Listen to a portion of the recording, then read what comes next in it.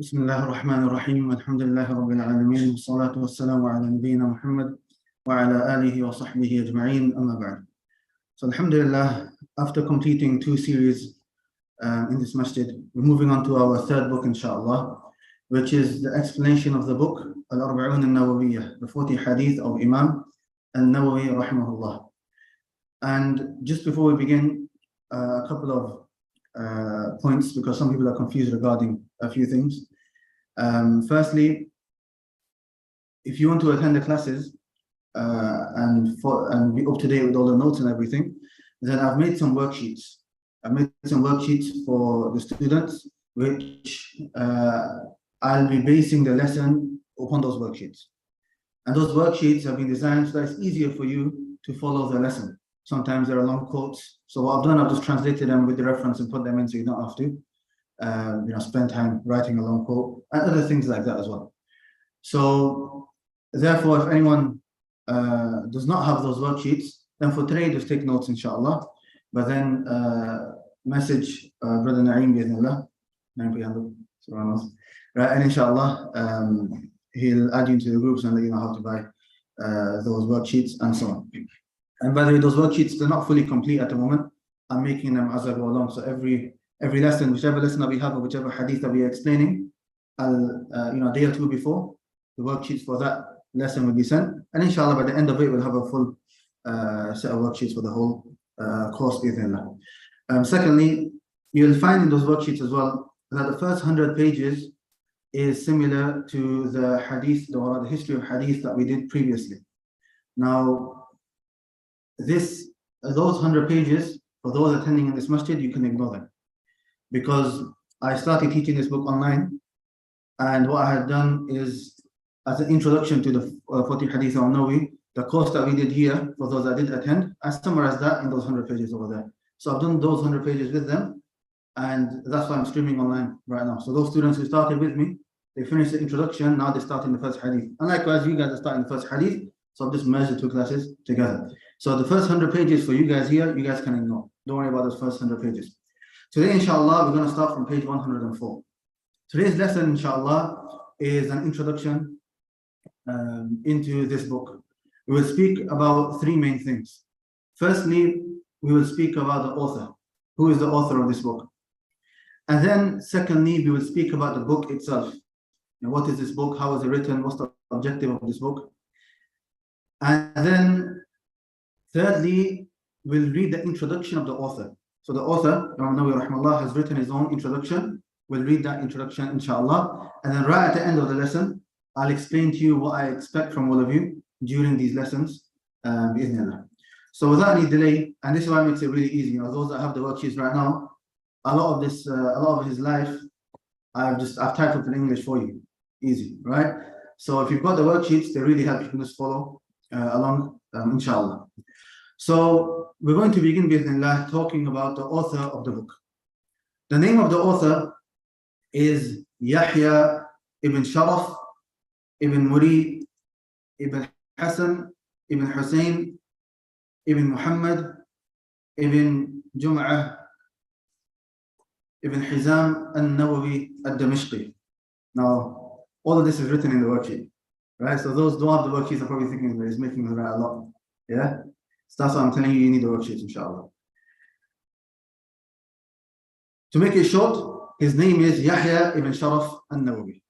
Yahya ibn Sharaf An-Nawawi rahimahullah. An-Nawawi, and it's also pronounced An-Nawawi, is referring to the place where he's from. And that is a village near Damascus. So An-Nawawi is referring to where he is from. Just like if somebody is from Medina, he'll say that he is Madani. Somebody is from Makkah, he's Makki. Right? Somebody is British, Brittani. Right? From Pakistan, Pakistani, and so on. So he was from a place called Nawab, hence he is known as Imam An-Nawawi. And it's also pronounced An-Nawawi as well. He had a title that was given to him, like how Umar radiallahu anhu was given the title Amir al-Mu'mineen, the leader of the believers, and Ibn Taymiyyah rahimahullah was given the title Shaykh al-Islam, and so on. Likewise, Imam An-Nawawi rahimahullah was given a title, and his title was Muhyi ad-Din. Muhyi ad-Din. And Muhyi ad-Din means the one who gives life to the religion. or the reviver of the religion. And this was a title which was given to him during his lifetime, and it was something that he mentioned himself that he disliked people calling him with this title. So even though it was used in his lifetime, he mentioned that he disliked this title being used for him. And as for his kunya, a kunya is a name which is used by the Arabs as a form of respect. So instead of calling somebody, for example, if you were to call your father, would you call him by his first name? You wouldn't. You would give him a different title, right? So the title that the Arabs would give is called a kunya. And a kunya normally starts for a man with Abu and then the name of the eldest child. And for a woman, and the name of the eldest child. So Abu means father. Father of and the name of the child. For example, my father's kunya would be Abu Hadeeth. Right? So Imam An-Nawawi rahimahullah, his kunya was Abu Zakaria. Abu Zakaria. And Imam An-Nawawi rahimahullah actually never got married. He didn't have children. So Zakaria is not the name of his child. However, due to the link between Yahya alayhi salam and Zakaria alayhi salam from the prophets, he chose that kunya. So just because a person doesn't have children doesn't mean he can't have a kunya. It's still something which a person should take. Now, in regards to his upbringing, now the details is written in the worksheets and you can read that yourself, inshallah. However, what I would mention is he was born in the year 631 after Hijrah. He was born in the year 631 after Hijrah. So, in terms of Islamic calendar, he was from the 7th century. He was from the 7th century. And knowing the dates of the scholars is very important, especially when they pass away. When they're born, not as much because of the fact that sometimes it's differed upon. Because obviously when somebody's born, you don't know that this person is necessarily going to be a big scholar. And the documentation is not like we have now. So a lot of the time, when exactly they were born is differed upon. So what's more important, which we'll mention again for Imam An-Nawawi rahimahullah, is when they pass away.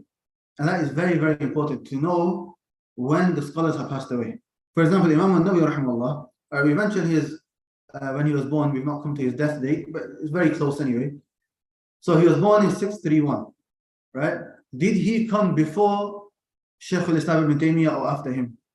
Now, if a person doesn't know the date, he's not going to have a clue. Right? Shaykh al-Islam passed away 728. So that means he came before. Likewise, Ibn Hajar rahimahullah, who came first, Nawawi or Ibn Hajar? Nawawi came first because Ibn Hajar is 9th century. Okay, who came first, Imam Ahmad or Imam An-Nawawi?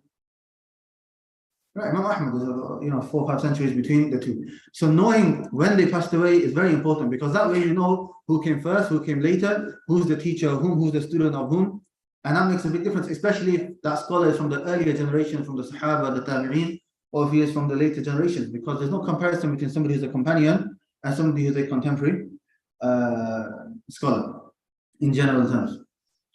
Now, so he was born in 301 in Muharram in Damascus. And when he was a young boy, there was a sheikh going by, known as Sheikh Yasin ibn Yusuf. Yasin ibn Yusuf. And he passed by the village of Imam An-Nawawi rahimahullah. And as he was passing by that village, he noticed that all of the children are playing. But Imam An-Nawawi, obviously at that time he wasn't an imam, he was a young child at the time. But Imam An-Nawawi rahimahullah, he wasn't participating in that play. And even though the other children are trying to get him to play, he didn't want anything to do with it. And what was he doing instead? Just had the Quran in his hand. Just reciting the Quran, trying to memorize the Quran. So this sheikh, when he saw this, he thought to himself that if this is a child who's given so much emphasis on the Quran at this age, then he has a lot of potential.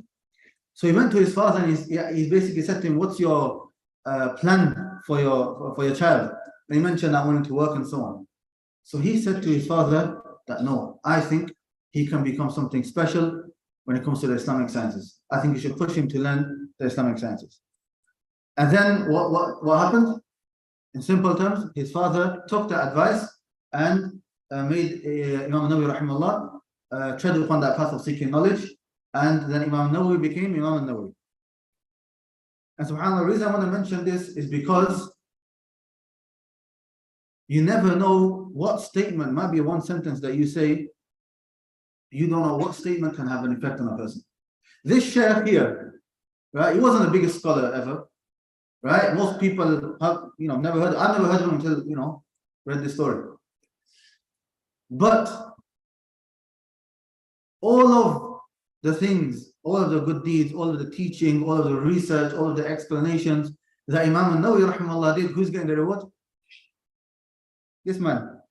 Because through the permission of Allah, it was him who directed Imam An-Nawawi to go and study. And the Prophet ﷺ said, "Man dalla ala khair falahu mithlu ajri fa'ili." That the one who indicates for someone to do good or guides somebody to do good, he will get the exact same reward as that person doing good. You could be sleeping, but because you might have said to that person, you should pray the night prayer, you're sleeping and you're getting all that reward. Another example, we mentioned the history of Hadith.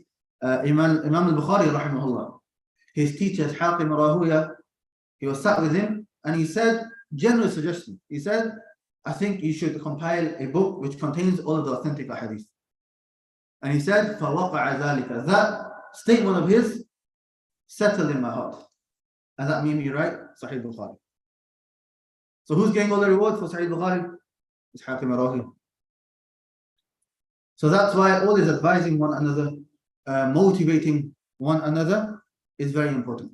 And لا تحقرن من المعروف شيئا. The Prophet said, do not belittle any form of goodness that there is. Because you don't know.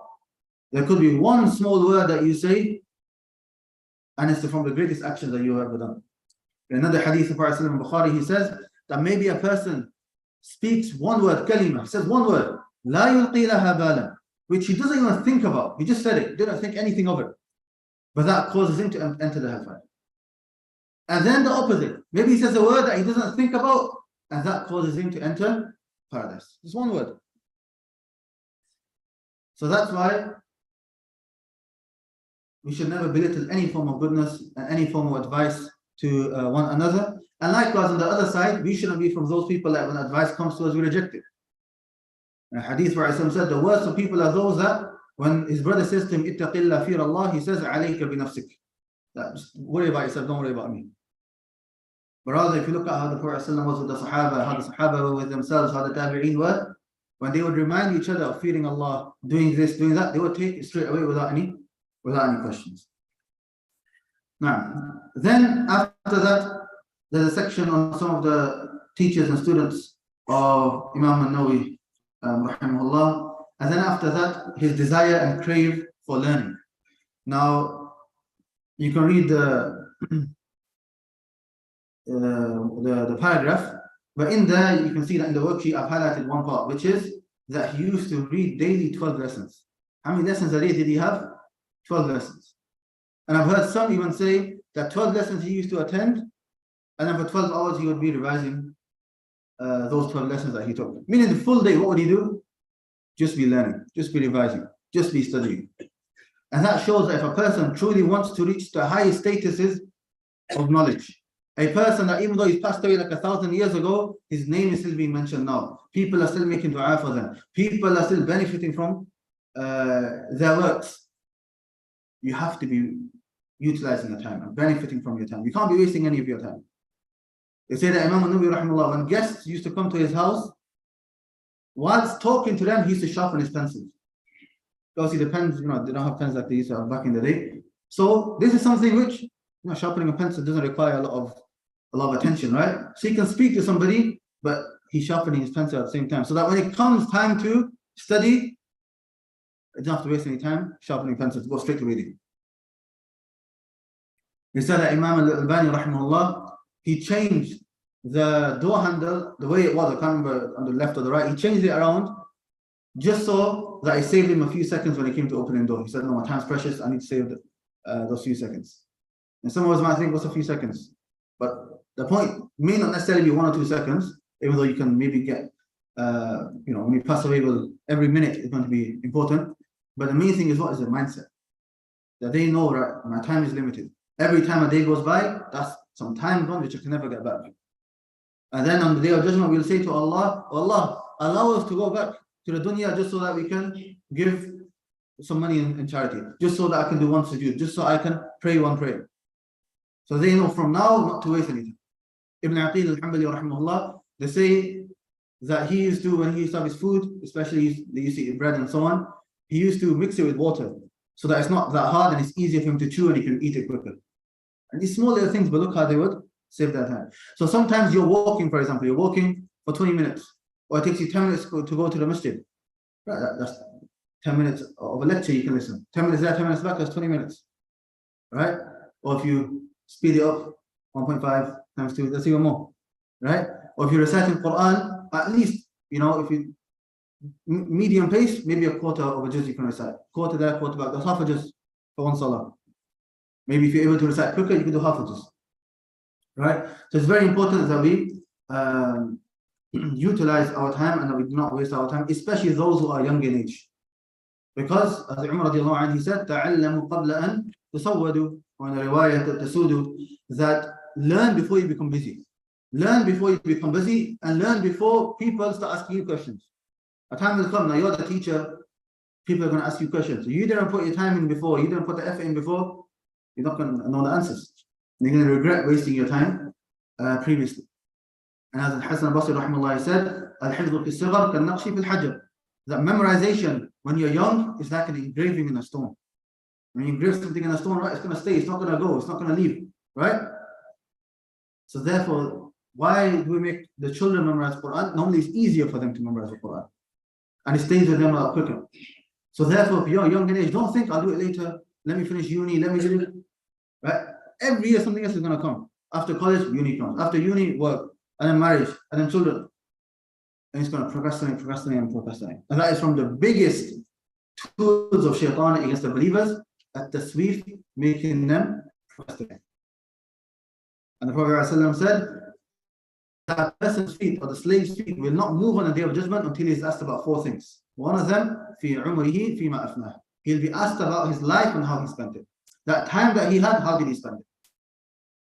And the Prophet ﷺ said, 2 things, 2 blessings that most of the people are heedless of, as-sihhatu wal-faragh, good health and free time. And you'll find that the Muslims, their attitude now is the opposite. They have free time, right, come let's kill some time. They were the opposite. They were busy, they found a minute, they would utilize that minute. So it's very important that a person who wants to benefit, especially if a person wants to reach a very high status in knowledge, wants to become a scholar, wants to become a true student of knowledge, wants to reach those high statuses, right? Then he has to be utilizing his time. You have the disbelievers waking up 5 a.m. in the morning to walk their dog, right? And we can't even get up to pray Fajr. Never mind, a student of knowledge should be waking up before Fajr, praying Salah, Qiyam al-Layl, reciting, memorizing Quran, and so on. Now the next point is the simplicity and the niceness of manners. Imam An-Nawawi rahimahullah, and this is something that you'll find with all of the scholars. If you read books of the biographies of the ulama, read Sir A'lam al-Nubala by Imam al-Zahabi, read all these other biographies of the scholars, when you read these, right, you expect it to be full of pages regarding their knowledge, because it's such a big scholar, right? In reality, it's the opposite. It's full of their mannerisms and how people praise their mannerisms. It's full of their worship and how they would worship Allah subhanahu wa ta'ala. So what does that show you? That shows that a person who wants to be knowledgeable regarding the religion, he does not suffice with just information itself. He has to follow that up with action. And why is that? Because this knowledge that the Prophet said is the inheritance of the prophets. This knowledge is the inheritance of the prophets. It's not any other type of knowledge. It's not no ordinary type of knowledge. And that's why the gatherings, as the Salaf used to say, if you want to look at the gatherings of the prophets, look at the gatherings of the scholars. And that's why true knowledge is that knowledge that gives you the fear of Allah subhanahu wa ta'ala. As Ibn Mas'ud said, لَيْسَ الْعِلْمُ بِكَثْرَةِ الرِّوَايَةِ وَلَكِنَّ الْعِلْمُ الْخَشْيَةِ. Knowledge is not being able to narrate. But knowledge is having the fear of Allah subhanahu wa ta'ala.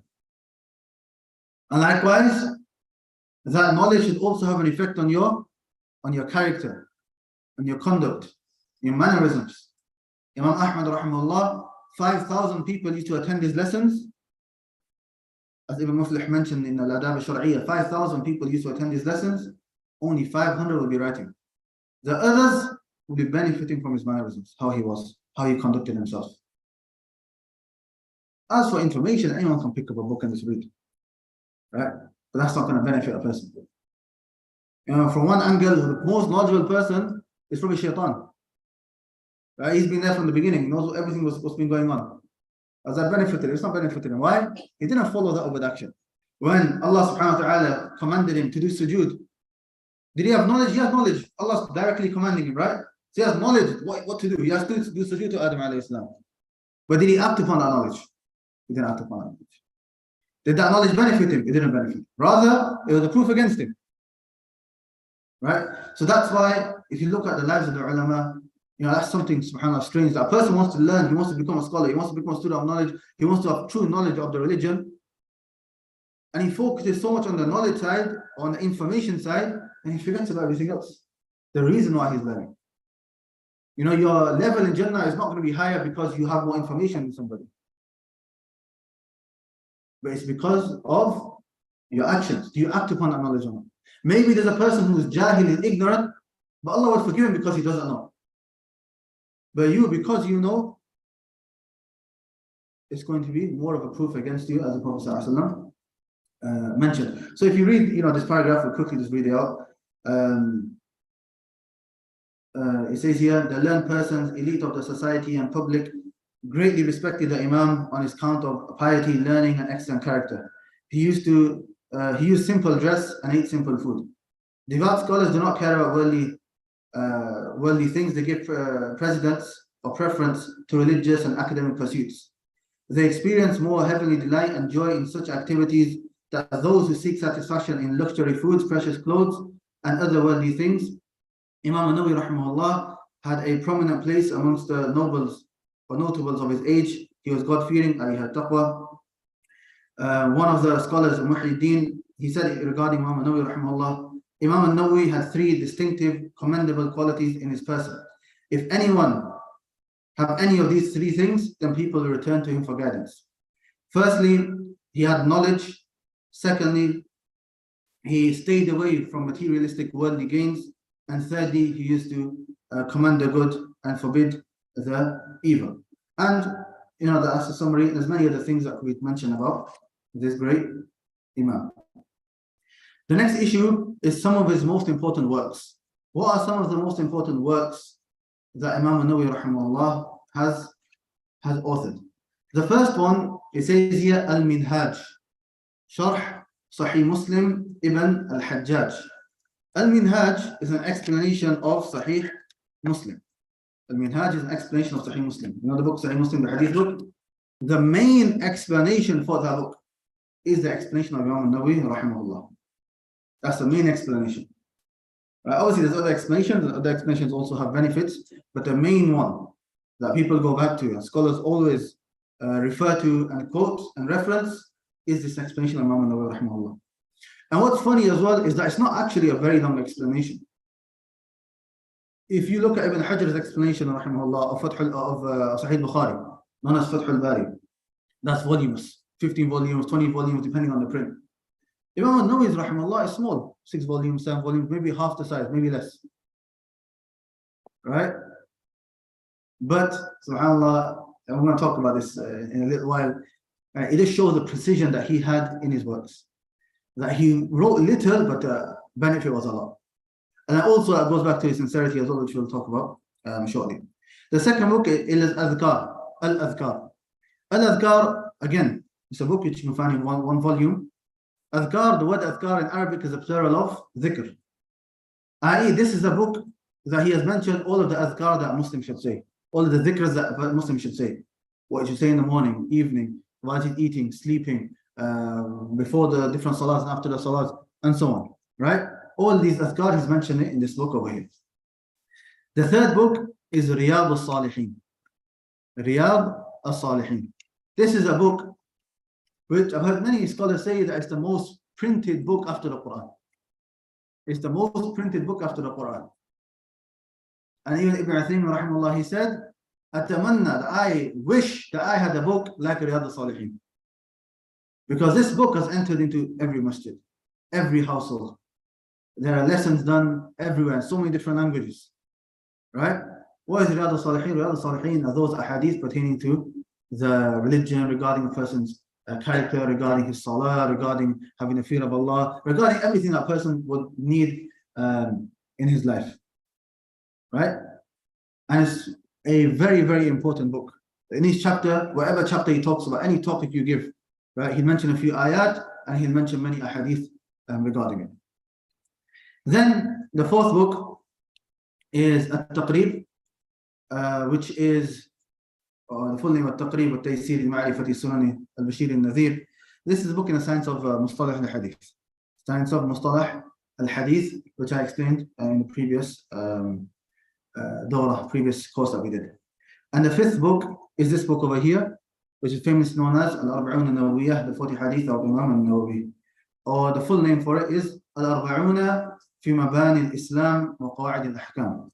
The 40 Hadith pertaining to the pillars of Islam and the principles of the rulings. That's the proper name, but in short, Arba'een An-Nawawiyyah, the 40 Hadith of Imam An-Nawawi.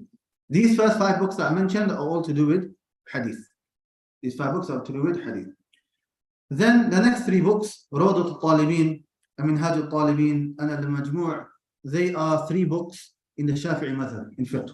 These are 3 fiqh books that he's written in the Shafi'i madhab, and especially al-Majmu', that's got a lot of comparative fiqh in there as well. Then the 9th and 10th book, Tahdhib Asma' wal-Lughat and Tahrir. These are books regarding the Shafi'i madhab, the technical terms that they use, and also biography of some of the scholars from the Shafi'i madhab. And the 11th book written is At-Tibyan fi Adabi Hamlat al-Quran. At-Tibyan fi Adabi Hamlat al-Quran is a very small book, right? And it's regarding the etiquettes of the carrier of the Quran. The etiquettes of the carrier of the Quran. A person who wants to learn the Quran, a person who wants to memorize the Quran, a person who wants to become a hafiz. What are the etiquettes that he should be upholding? Right? How to recite the Quran properly. How should he be in his conduct and the way he deals with the people. And how should he, when he's reciting the Quran, how should he sit? How should he hold the Quran? All of these rulings are in this book. And it can also come under the topic of the etiquette of student of knowledge as well, but it's specified a bit more to the one who wants to focus more on the Quran. These are some of the main books of Imam An-Nawawi, rahimahullah. The next issue is regarding his aqidah, regarding his beliefs.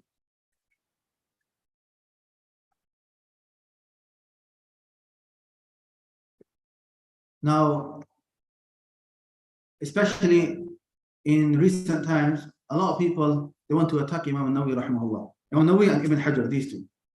And they would say that these two were from the sect known as the Ash'a'ira. The Ash'a'ira are a sect who are not from Ahlul Sunnah, right? And for those that don't know, and we can go into details in other books, inshallah. But in simple terms, they are not from Ahlul Sunnah, they're from the people of innovation. So Imam An-Nawawi and Ibn Hajar, they sometimes said certain things, especially when it came to the names and attributes of Allah, which corresponded with what the Ash'a'ira say.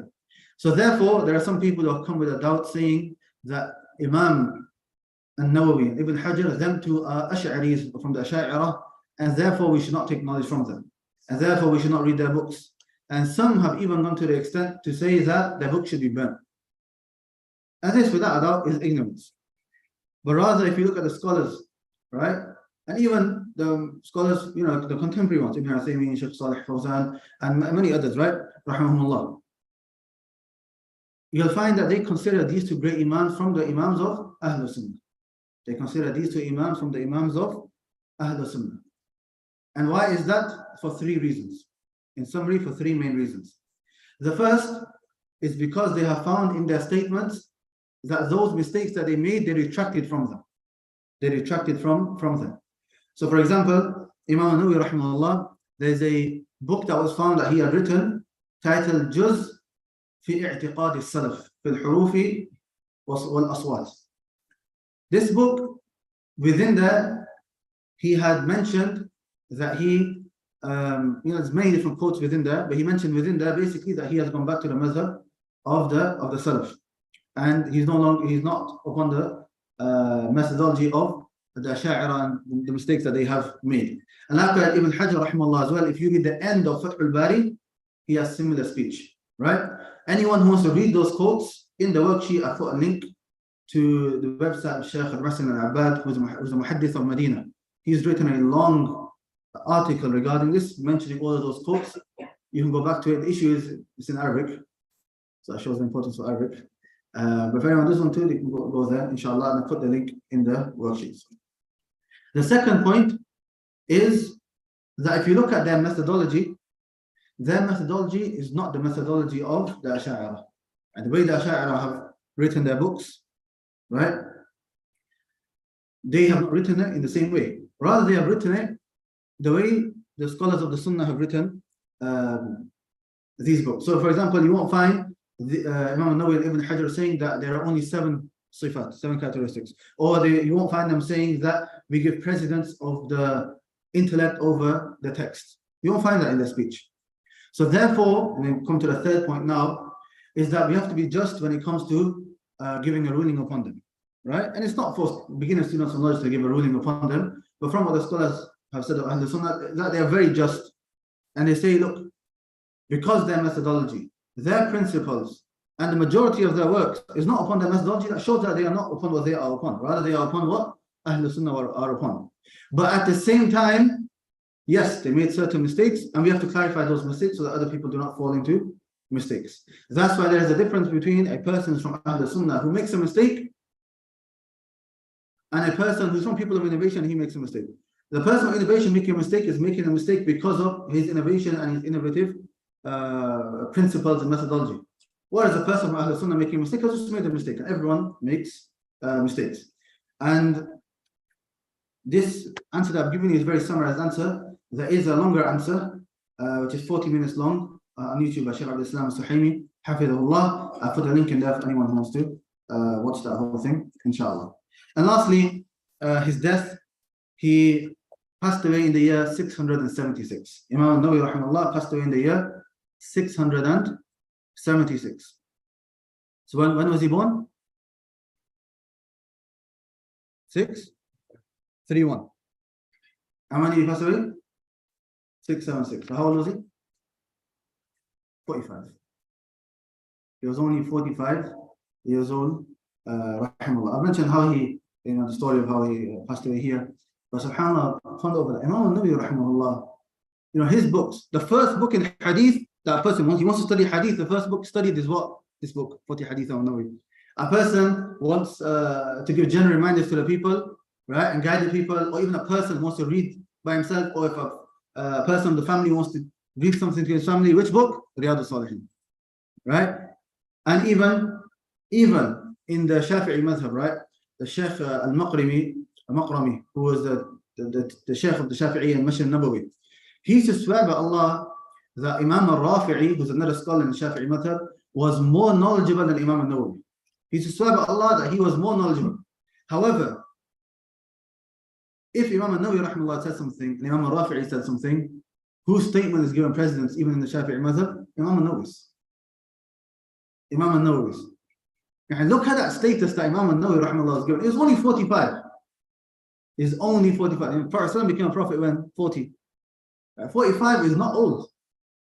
So the question arises is that how did Imam al-Nawawi rahimahullah become so successful and his works have so much blessings within them and so much benefit when he's only 45 years old?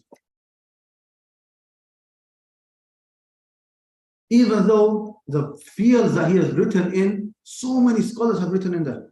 40 hadith, so many ulama from the time of the Salaf have written books of 40 hadith, and we're going to read that shortly as well. Riyadh al-Salihin is so many other books as well. Right? In fact, they say Riyadh al-Salihin is actually taken from another book, At-Targhib wa Tarhib by Ibn Munzir, right? As well. So it's not something completely unique. But yet, his book is the one that the Muslims benefit from.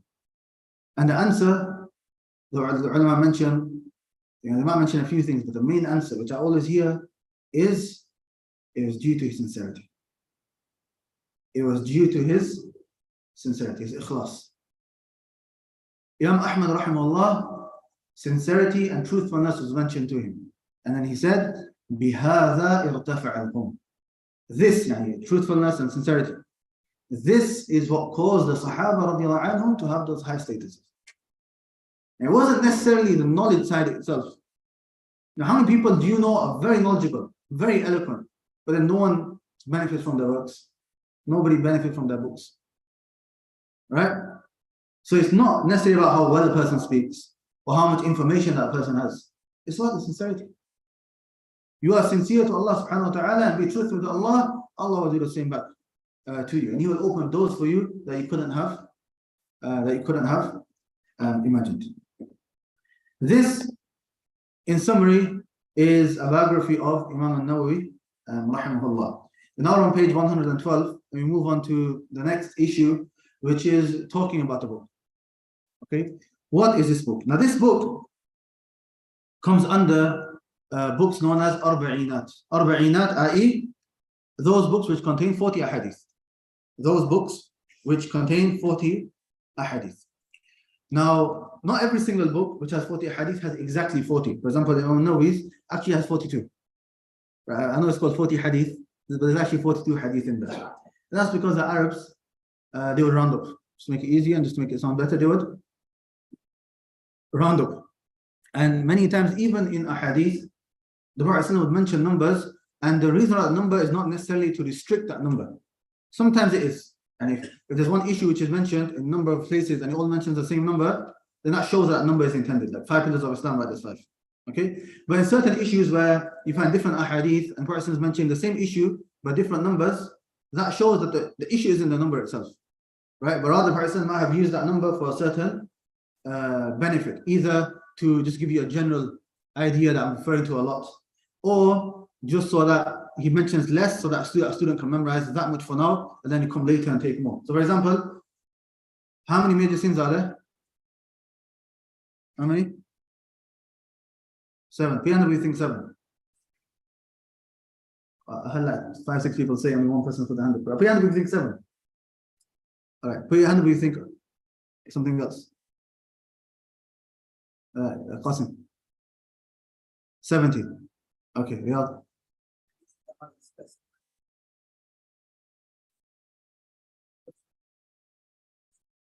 Yeah, that's what it is, but how many? More than 70.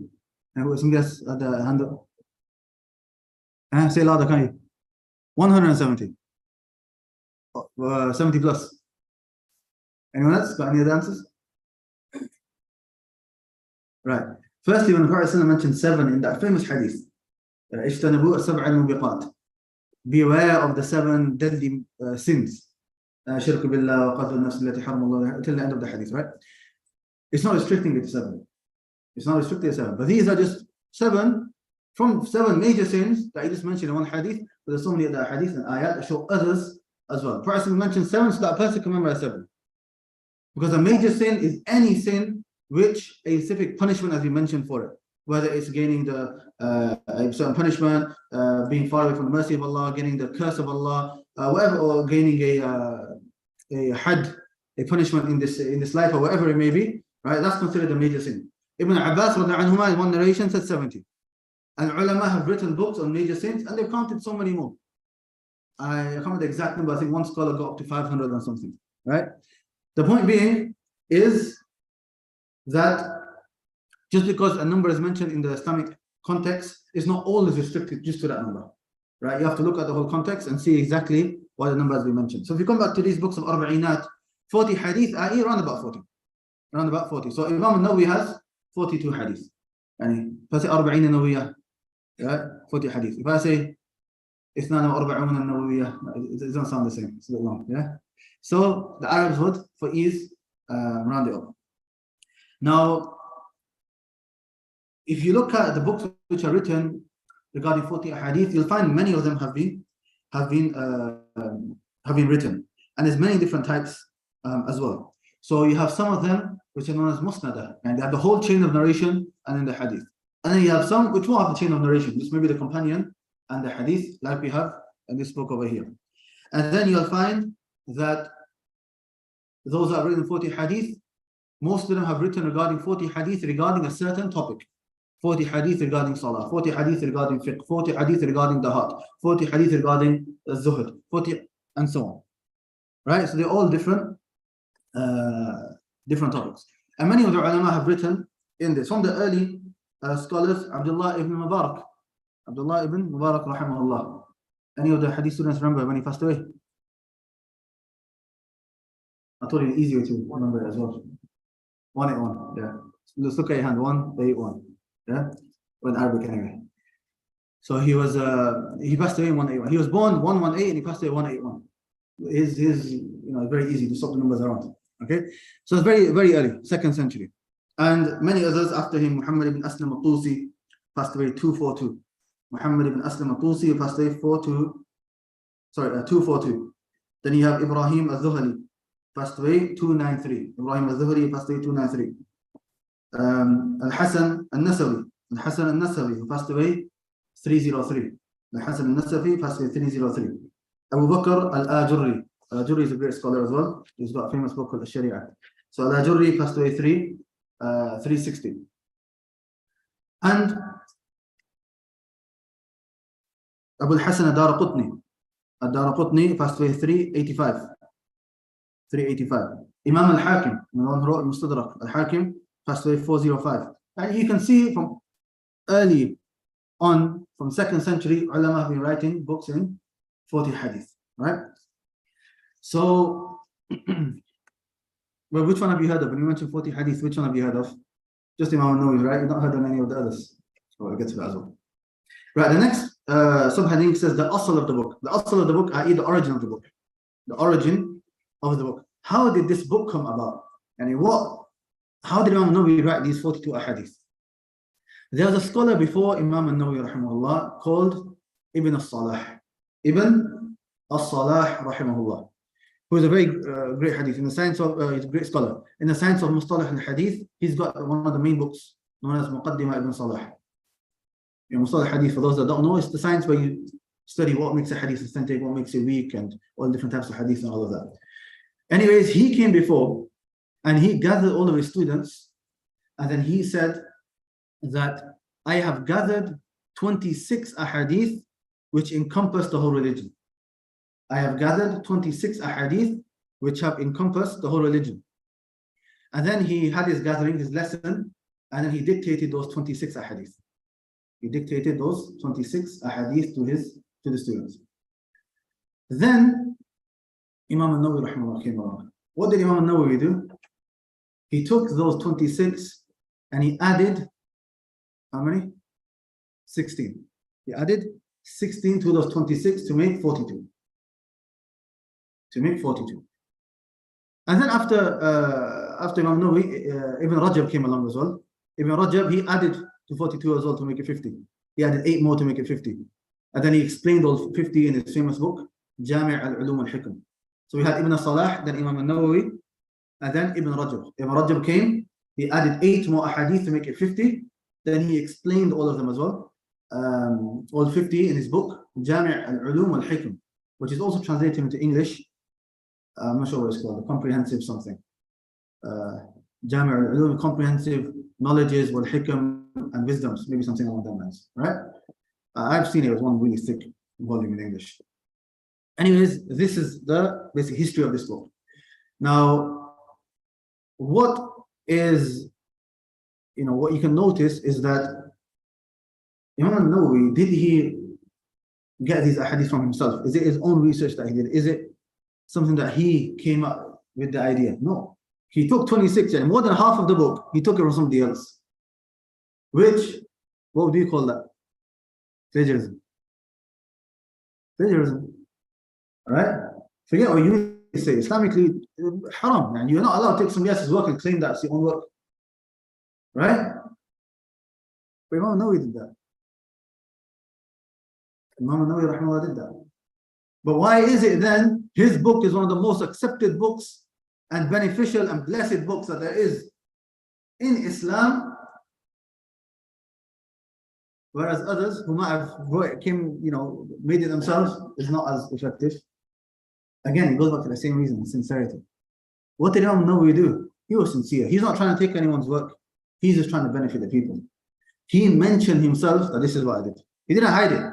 He didn't say, this is something I've researched and I've come to a conclusion of that. He mentioned, he said, this is what happened. Ibn Salah did this, and they were very beneficial. I felt like there were a few more hadith in some main topics that could be added. And so I've added those 16. There you go, they're the 42. Right? They're the 40. He didn't claim that this is my book. He just said, these are 26. I've added 16 more just to complete. And so you have a more holistic idea of the religion. There you go. And then it just became famous and it got attributed to Imam An-Nawawi rahimahullah. And it's mentioned by Ibn Rajab in his first page, I believe, or second page of his explanation, Jami' al-Ulum wal Hikam. So that is very important. That's why if you look at the next page, on page 113, it mentioned here the importance of attributing any benefit that you come across to the person that you got it from.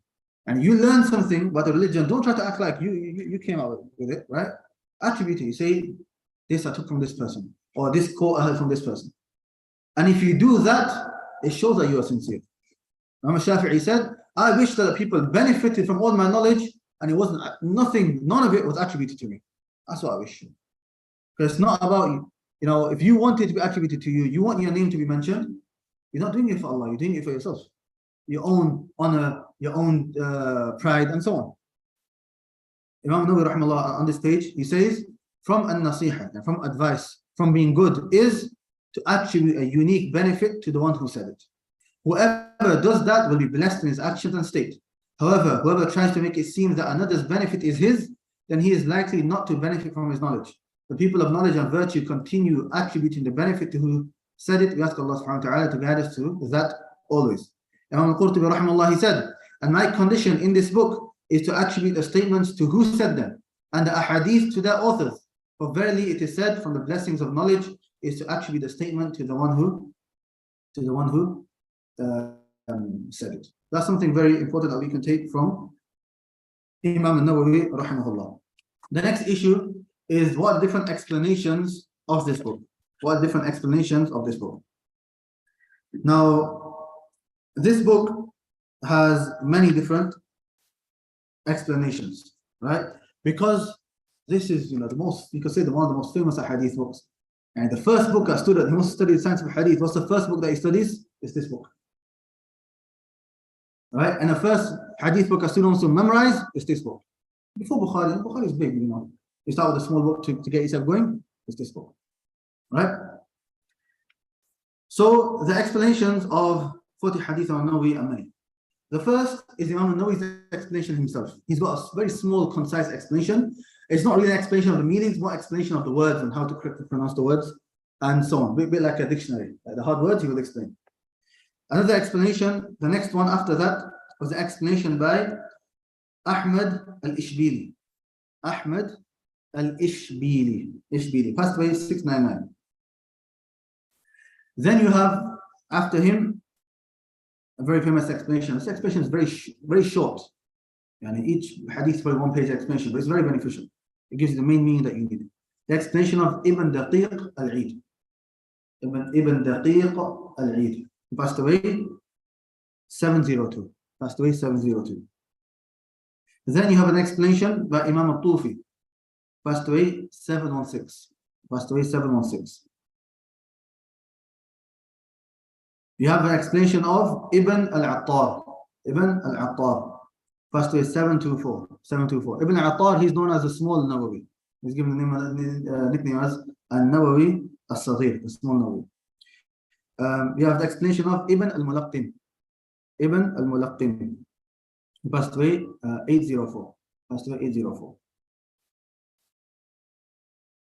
These are the earlier explanations. Now if you come to contemporary times, the explanations are so many. They don't end. And that also shows, subhanAllah, the greatness of this book. I'll mention to you maybe some of the main explanations that are really good. Okay? You have the explanation of Ibn Uthaymin, rahimahullah. Ibn Uthaymin. Now some of you may ask me what explanation I'm using. I'm using a number of explanations, a number of different books, right? But if I was to advise you one, and I'm using this as well, but one that you want to go back to is Ibn Uthaymin, rahimahullah. Ibn Uthaymin's got everything in there. He's got everything.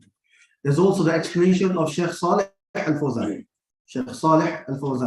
Those who are learning Arabic, I'd advise the explanation of Sheikh Salih al-Fawzan. His Arabic is very easy. Very, very easy. Compared to easy Ibn Uthaymin. Because Ibn Uthaymeen sometimes gets a bit technical with some of the benefits. Shaykh Fawzan explains in a very easy way. You have explanation of Shaykh Abdul Karim al-Khudair. Abdul Karim al-Khudair, who is a muhaddith from Riyadh. He's alive. His explanation is very good because his explanation is from a hadith perspective. Gives you a lot of hadith benefits. Abdul Karim al-Khudair. Nabi Kha Dad Ya Ra. Khudair. Or K-H-U-D-A-I-R. Okay. Now, and there's many more, but these are, I've given you 3, otherwise, if I wanted to give you a list, then they'll never end. Okay. Right. The next issue here, what are the specialities of the book? I.e., what are some of the things which make Imam An-Nawawi's book special and unique?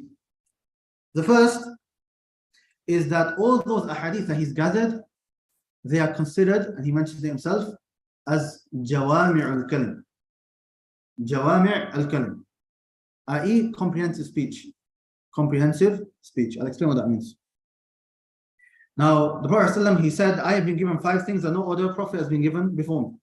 One of them, he said, I have been given Jawami' al-Kalim. Comprehensive speech. What does comprehensive speech mean? It means Prophet ﷺ will speak little, but the meaning was vast. Prophet ﷺ will speak very little, but the meaning was vast.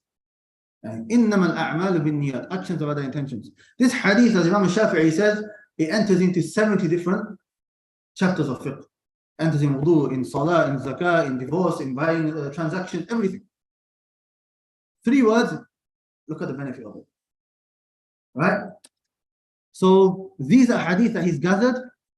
These are considered from Jami' al-Kalim. The person spoke very little, so little that kids have memorized. I know kids in Nabi and stuff that have memorized this stuff. I've memorized all the hadith in there, but the benefits are many. The second specialty of this book is that these ahadith that he's gathered, they are those ahadith which the religion revolve around.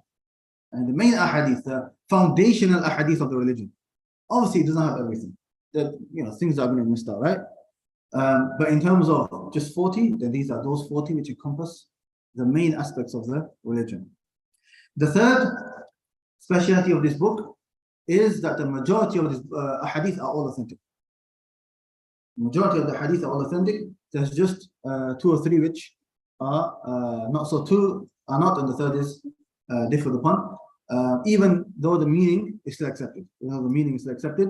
And when we get to those hadith, inshallah, we'll mention them. And the fourth is how easy this book is to memorize. How easy the book is to memorize. And the long chains of narration, he took them out. Just mentions the companions and that's it. Right? And the wording of those hadith as well are very easy. So these are 4 main specialties of this religion. The next issue, what are the conditions of the book mentioned by the author? Now, Imam An-Nawawi, rahimahullah, within his own book, he's doing an introduction, which you're going to read. In the introduction, to summarize the introduction, he mentions 7 conditions. He mentions 7 conditions of this book. The first condition is that it's 40 hadith. 40 hadith. I mentioned what it means, 40 hadith, i.e. as a general number, more specifically is 42. The second thing that he mentions is that these ahadith are not regarding one chapter, but they are regarding the whole religion. They are regarding the whole religion. The third point that he mentions is that every single hadith that is mentioned is a foundational principle regarding that topic. Every single hadith that so these 40 encompass the whole religion. Right? One's talking about intentions, one talking about different levels of the religion, one's talking about qadr, divine decree, one's talking about innovations, and so on, right? So it's all different topics. And all of these ahadith are those foundational ahadith in that chapter. The main ahadith in that topic. The fourth is that he himself said that they are all authentic. We mentioned that there might be 1 or 2 which aren't. But generally, one could argue that when the scholars sometimes use the word authentic, they don't mean the technical meaning of authentic, they mean hadith which is accepted. Right? So if he meant accepted, then it's right. But even those which are weak or differed upon, the meaning is still correct and the ulama still accept it. I still mentioned those are hadith in their books. The fifth is that the majority of these are hadith are in Bukhari and Muslim. The majority of these are hadith in Bukhari and Muslim. 29 are in Bukhari and Muslim. Number 6, he mentions that he has removed the chain of narration. Because this is a secondary book. You know, he came in the 7th century. Anyone who wants the whole chain of narration, I go to Bukhari, Muslim, they're all there. Right? It's very easy. Most people, if they hear حدثنا حميدي قال حدثنا فلان قال حدثنا قال حدثنا سفيان قال حدثنا علقمة قال حدثنا عمر الخطابي قال سمعت, the whole thing is long, right? People switch off. To make it easy, he took all of that out. عن أمير المؤمنين عمر رضي الله عنه قال سمعت الرسول صلى الله عليه وسلم يقول. Umar said that, heard the Prophet say, and with the hadith straight away, to make it easier for the people. And lastly, he, after these 42 ahadith, he wrote a little segment where he explains some of the hard words in the book. He explains some of the hard words in the book. So these are 7 conditions mentioned by Imam An-Nawawi, rahimahullah. Now we come to the third point, which is reading the introduction of the Imam himself. I think it's time for the adhan, so Absa, adhan him.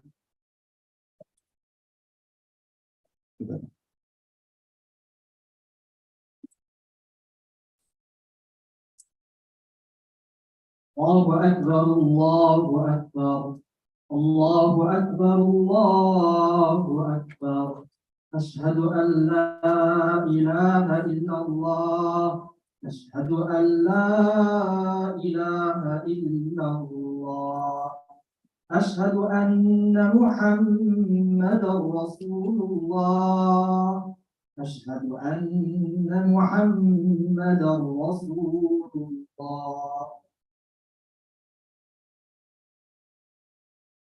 حي على الصلاة حي على الصلاة حي على الفلاح حي على الفلاح الله أكبر الله أكبر لا إله إلا الله.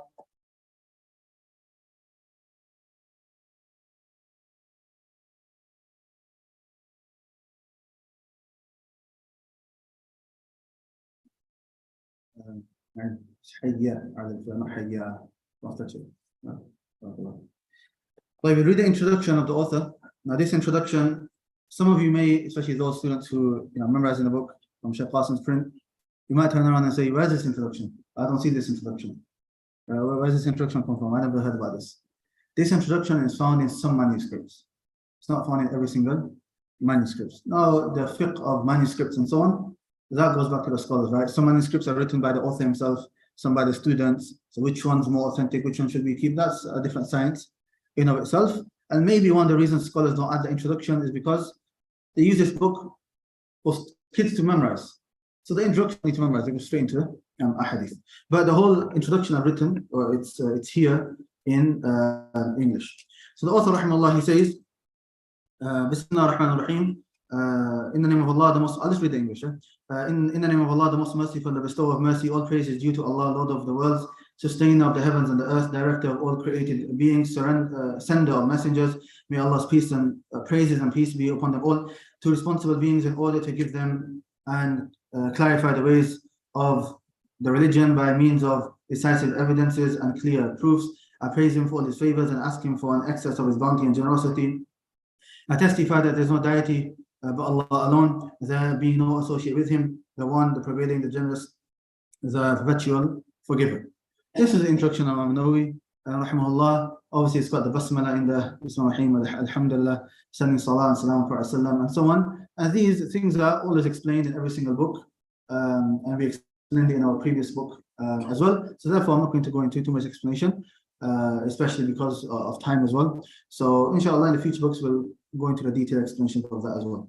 Then he says, I testify that our Master Muhammad is his servant and messenger, sallallahu alayhi wa sallam, his beloved and his pure friend, the best of creatures and best of mankind, the one honored through the mighty Quran, the continued miracle over the succession of years, and through sunnahs that enlighten those seeking right guidance, distinguished for comprehensive speech. The Prophet is the one who's been given comprehensive speech, Jami' al-Kalim, as we explained, and ease in religion. The religion is easy. The Hadith, ad-Dinu yusr, the religion is easy. May the blessings and peace of Allah be upon him and upon all the prophets and messengers and their families and all the righteous people. To proceed, it has been related to us from Ali ibn Talib, Abdullah ibn Mas'ud, Mu'adh ibn Jabal, Abu Darda ibn Umar ibn Abbas, Anas ibn Malik, Abu Hurairah, and Sa'id ibn Khudri radiallahu anhum through numerous chains with varied narrations that the Messenger of Allah sallallahu alayhi wa sallam said, whoever preserves for my ummah, for my nation, 40 hadith concerning his religion, Allah will resurrect him on the day of resurrection among the group of jurists and scholars. So this is a hadith that the author rahimahullah, he starts off mentioning regarding the virtues of collecting a hadith that are 40 and preserving a hadith which are 40 and conveying that to the people. What time is it? 4:15 or 1:30? Oh, I thought it was 1:30. Right, so we'll continue up to Salah. No problem, we'll stop here. I thought it was 1:30. Okay, inshallah, we'll stop here. We'll continue from his introduction to proceed. Just what I will do though, if you go to page 120, it says two things. Our methodology in explaining these ahadith. The methodology is that this book is a book that you can go into so much detail regarding. And if you want, you can, make this book on forever. There's so many benefits. However, because it's a beginner's book, I'm not going to, make a basic beginner's book of hadith to making it like the biggest explanation, because that's not the point. The point is understand these hadith and then move on. But at the same time, I want to give you the main foundational rulings which are in each hadith. So therefore, this explanation is going to be a medium level explanation. And what I'm going to try to give you is the main points that you need. Some points, even if I don't go into detail, I'll at least mention the point, so that later on, if you study the book again or you read a different explanation, you just add on those points. But you have the foundation there. Okay? And then it says here what I expect from you. Two main things. The first is that everyone needs to write. Anyone who attends the lessons needs to write. If I test you right now on some of the things we've taken and you've not written, you won't give the answer, right? So everyone needs to be writing. I didn't say anything today. If I see anyone not writing next lesson, I'm going to pull you up on that. Secondly, anyone who wants ijazah in this book has to memorize the hadith. And inshallah, we'll send the PDF of the hadith in the groups, inshallah. So I want students to memorize the hadith. Next week, memorize hadith number 1. Just the first hadith, and inshallah, we'll take hadith number 1 next lesson. And inshallah, we ask Allah subhanahu wa ta'ala to grant us beneficial knowledge. Subhanakallah wa hamdik, shadu la ilaha illa anta, astaghfiruka wa atubu ilayk.